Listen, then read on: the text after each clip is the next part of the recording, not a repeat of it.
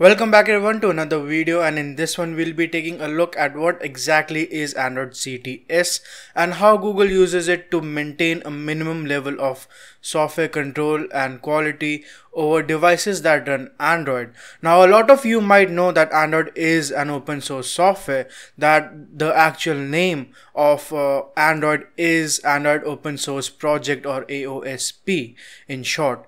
This means that an individual to the largest of corporation can use Android and launch an Android based device for free in the market. And this is a very bad news, since there would potentially be millions of devices that may have poorly coded or a very buggy operating system running on them, and something like this will negatively affect Google's reputation, because after all it is Google's own OS. To prevent and minimize such situations, with the launch of Android 1.6, Google came up with the Android compatibility program, and one of the major parts of this program is called the CTS, or compatibility test suite. The Android compatibility program as a whole has three major parts. The first one being the Android source code itself, the second one being CDD, or compatibility definition document, which is basically a PDF document that Google releases, which contains hardware and software guidelines that manufacturer need to follow during the design and development stages of the products. And the third one and the final being the CTS. Now the CTS is basically a set of tests that Google provides for free and that automate the process of running millions of small unit tests on a device running Android during its development cycle, to ensure that the software remains compatible throughout their development process and to maintain a minimum level of quality control and a minimum level of standard. So how all of this works? First of all, we need two things, one being the device we want to test.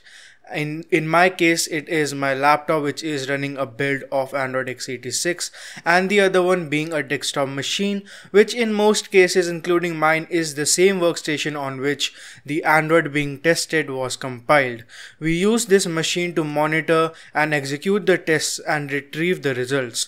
The device being tested is connected to the desktop or workstation using some sort of local area network or USB via the Android Debug Bridge, or ADB.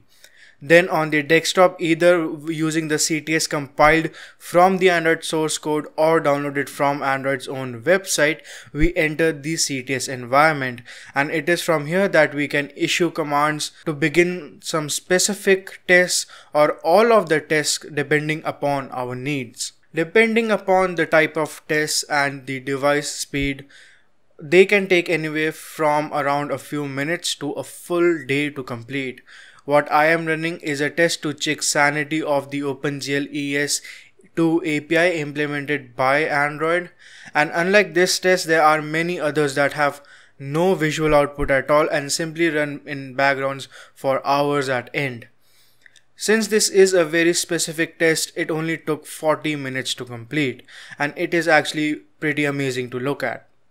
Once the tests are done, you are provided with results in an XML file format, which looks something like this when opened up in a web browser. These are basically a collection of all the tests they were done, plus another row that says whether it was a fail or a pass, and then another row which usually has some sort of comment on it if it ended up failing, which is usually some sort of an error output.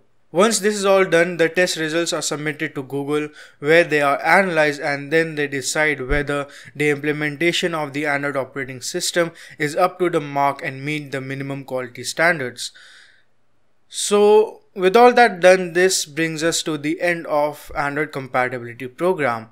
So the question remains, why do manufacturers do this, and what do they have to gain from the Android compatibility program? So once the device has passed all the requirements, it gets to have a stable and reliable operating system and a very cool powered by Android logo, which printed on its box and also shows up on its boot screen. This serves as sort of a quality assured certificate, and people tend to trust these devices. But most importantly, and this is the holy grail of Android, the device gets the green light to be enrolled for licensing of Google Mobile Services, or GMS. Now, GMS is the proper name for what we call GApps or Google Apps. And believe it or not, GApps need to be licensed from Google, as they are, and I quote from Android's own webpage, Google's proprietary suite of apps that run on top of Android. GMS is not a part of the Android open source project and is available only through a license with Google. And this is also the reason I don't have any GApps in my builds, and I usually ignore requests when people say please include GApps. And I do provide ways to externally install GApps, but that is then on the user's hand if they want to do it or not.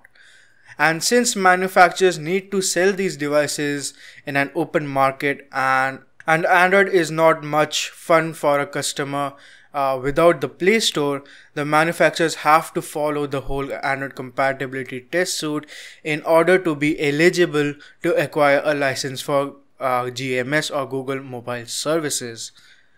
And this is how Google maintains at least some level of quality control over an operating system that is otherwise completely open source and free to use.